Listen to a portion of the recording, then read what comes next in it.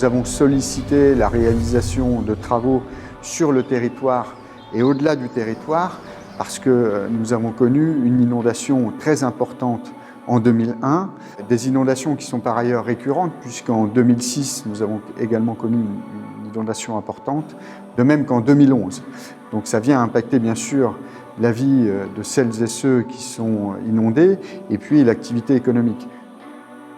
Et donc l'idée d'EBMA, elle est née là, de mieux protéger tout ce secteur de Neufchâteau et donc d'avoir à la fois des protections sur site, mais aussi des protections en amont avec des zones de surstockage. Un projet majeur donc de protection contre les inondations de Neufchâteau et de ses environs.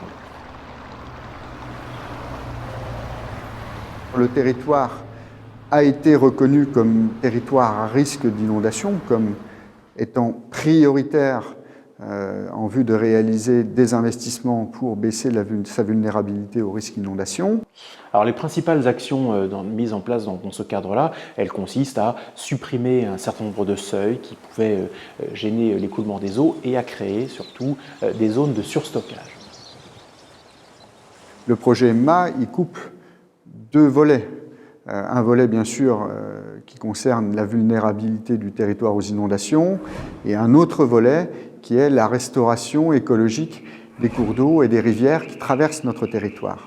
Donc c'est un volet très très important pour nous, notamment parce qu'on commence à sentir l'impact du réchauffement climatique sur nos rivières et nos milieux aquatiques. Le projet il coûte au total 24 millions, 21 millions d'euros de travaux et 3 millions d'études. C'est un projet considérable, c'est l'un des plus importants que l'EPAMA ait conduit.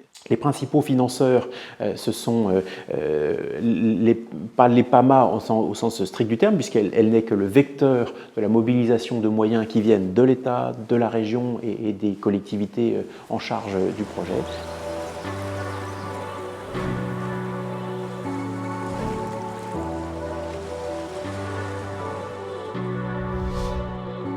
Les dommages économiques, humains, ont été chiffrés en 2001 à 18 millions d'euros pour une crue.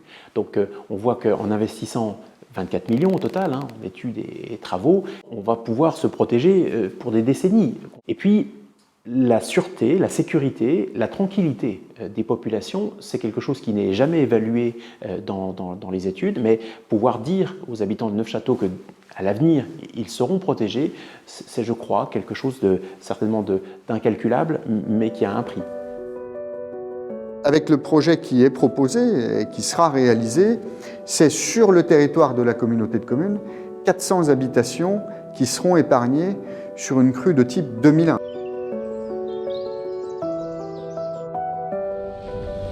Le gros travail de l'EPAMA a consisté à d'abord examiner 250 sites. 250 sites qui pouvaient permettre d'installer des ouvrages ou d'intervenir pour prévenir les inondations ou améliorer la qualité écologique des cours d'eau.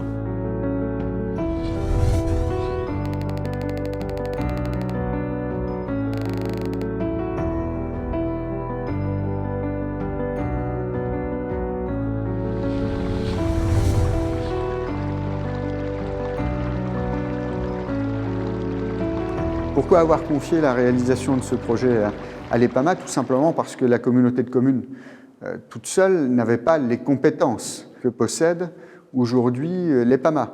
Puis j'ajouterais que c'est un projet global qui touche bien sûr le territoire de la communauté de communes, mais qui doit être travaillé avec d'autres collectivités, d'autres partenaires. Le conseil régional, le conseil départemental, c'est surtout le linéaire des cours d'eau que nous devons travailler.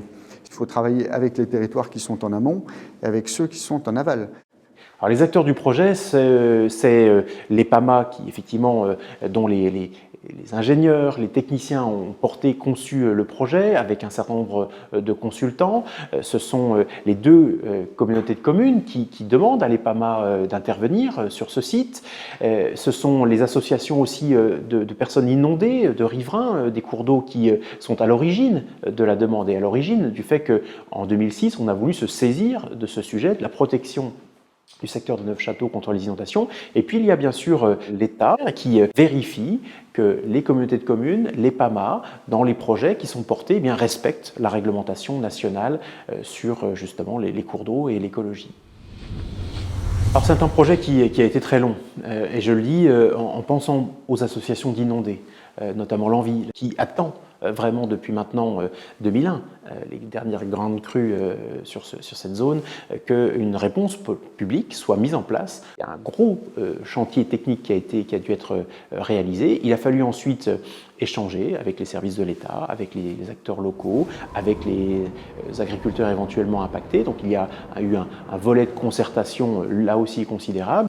La difficulté principale, ça a été d'être capable de tenir en haleine et de tenir finalement la mobilisation depuis le début des décisions qui ont été prises jusqu'à maintenant, de garder tout le monde à bord et tout le monde orienté vers le fait de trouver une solution à ce problème d'inondation des environs de Neufchâteau.